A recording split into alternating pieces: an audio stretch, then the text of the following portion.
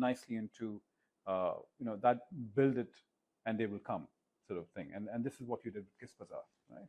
Yeah. So let's talk a little bit about Qist Yeah, Bazaar. so there were two Hmm. things. Yeah, one thing was that Pakistan has more opportunity Hmm. than anywhere else, and this is not because I'm a Pakistani.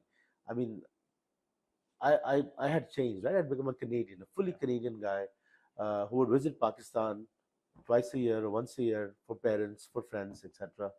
So could have gone anywhere with that passport, right? Hmm. And done Of course. decent, I think, or at least tried to do decent. But I think what Pakistan has in terms of uh, future with fintech specifically, Hmm. I don't think a lot of countries have that. Only because the density or the work that the banks have done, including the likes of my dad, might not have been enough. Everybody needs fintech and some finance in some or the other to save, to spend, to do anything, right? Uh, There's a huge unbanked population. Absolutely. Still is. So now our focus has always been on mass products. Hmm. So the idea here was also that we would actually work for those who have never really worked with a regulated company. So if you ask your domestic staff, um, if he has um, any TV or any fridge or any other electrical item in his house, Mhm. there's no way that he could have paid cash for it. Yeah. He would have gotten either from a loan shark or would have gone to one of those neighborhood stores, bought something that he had no idea of because Hmm. that guy would have sold whatever he wanted to sell out of the three items that were in his store. Hmm. Or, I mean, he might have been paying through his nose. So the idea was to serve that particular population because our belief still is, that that population has not been tried. If we try them, that's when we can judge if they're bankable or not bankable.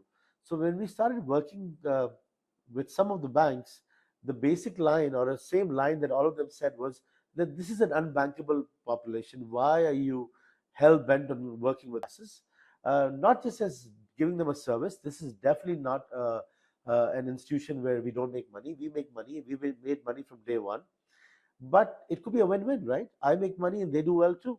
So that was the idea why of how Qist Bazaar was. When you're banking the unbanked, or you're providing a service to these people, there's an element of improving their quality of life as well, isn't there? Is that how much of this weighs into your personal ambition for Qist Bazaar and yourself and as an entrepreneur, etc.? Yes, the ethos of the company has been uh, that we know exactly who we want to serve. Hmm. Now, if you do anything that's like, for example, a philanthropic stuff in Pakistan, right? If I want to do that, it still has to be sustainable, Absolutely. right? Now, to make sustainable, the company needs to make money, needs to Yeah. feed the 160 employees that it has, needs to make the investors happy too, because someone needs to invest in it. Yeah. So definitely, there is a line that we think we are helping, and we want to help people more. And the way we are doing it is that we were charging a certain amount on top of the cash price to the consumer. That percentage has reduced because now, because of the volume, we're getting a good back margin from the supplier. So ideally, what we want to do is we want to squeeze the supplier because of our volumes and give those guys at the same price that they would get it on cash, for example, Hmm. right? That, like, every time that I go to a new investor or a bank, they're like, why don't you also serve the other side? Get iPhones on your side, put MacBooks on your side, etc. Right? Hmm. So I think that would go against our ethos. Yes. Our ethos is to make that average person feel very comfortable when he comes to Yeah. us.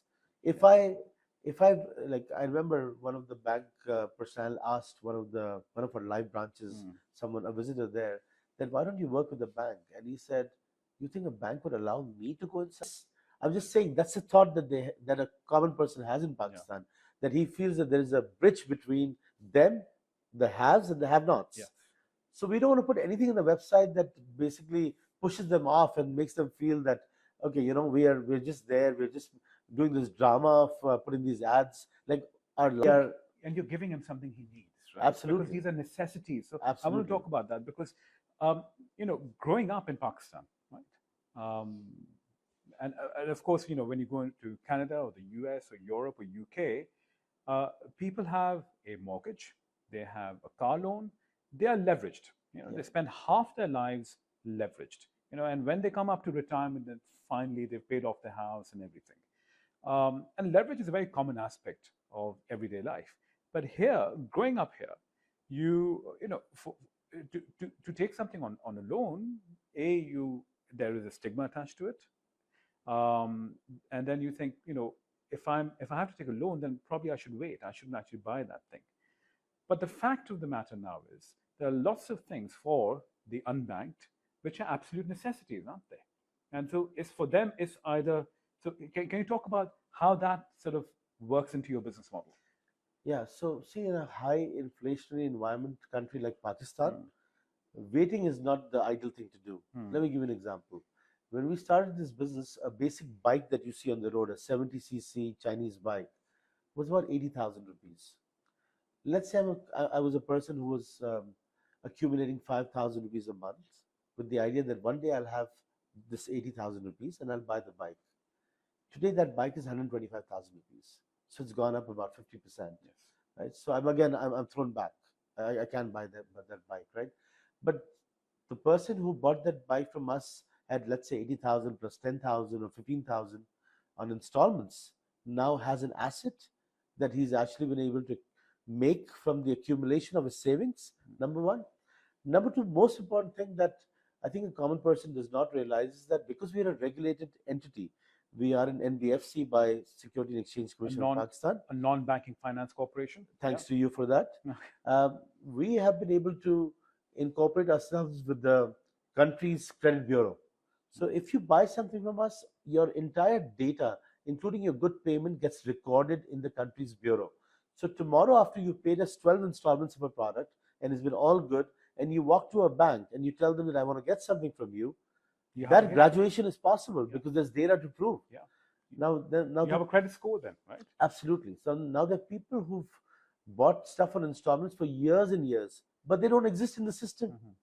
No one knows about them. So when that guy walks to open up even a bank account, he's asked, "Do you have a employment letter?" Yeah. Right? Now he's like, "No, but I bought 8 things on installments." He's like, "We don't know that." Mm. Right? So I think that's an important advantage that people have when they work with a regulated company. Now to add to that, we realized that when you want to be really local, you have to do what appeases the locals as well. So we became Sharia compliant as well. Yes. So we are the only buy now pay later company in Pakistan that has the status of Sharia compliant with the Security and Exchange Commission, which means that anything that you buy, uh, you can buy it on with the Islamic laws Mhm. attached to it, right? Yeah. So buy now, pay later, and I'll touch upon the Islamic. We'll come back to this again. But buy now, pay later. Essentially, you're selling on installments, right? That's right. And you're selling on installments to people who need the product today. Yeah. They can't wait in an inflationary environment, as you said, to buy it maybe 6 months from now because things will become much more expensive. It's also a way of forcing saving as well. What is your rate of default in this?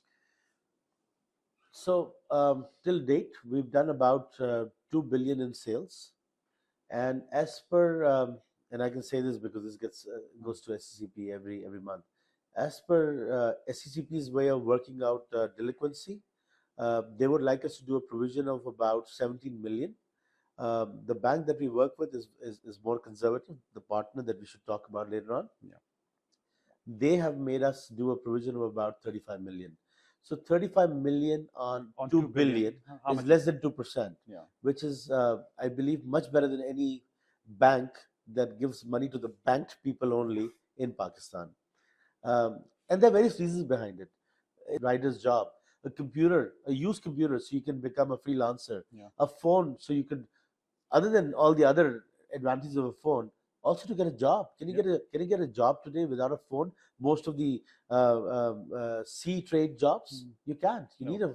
You need that, right? So I also think that because of that, because they value that product, they will pay you. So we are a little different BNPL to the traditional 3 months model. We are a proper 12-month model because a country like Pakistan, you can't afford to pay the price of the product in 3 months. Mm. That model might be great for United States of America or Canada, but a guy making 35, 50, 60,000 rupees cannot pay an installment of 20,000 rupees a month. Mm. You need to break it down to 3, 4,000 rupees. Yeah. So our average installment for the 31,000 customers that we have today is about 3450, 3,400. But yeah, like you said, this is very similar to the Grameen model. So our model is that if you're not part of the system, if you haven't bought from us before, we need you to get two social guarantors.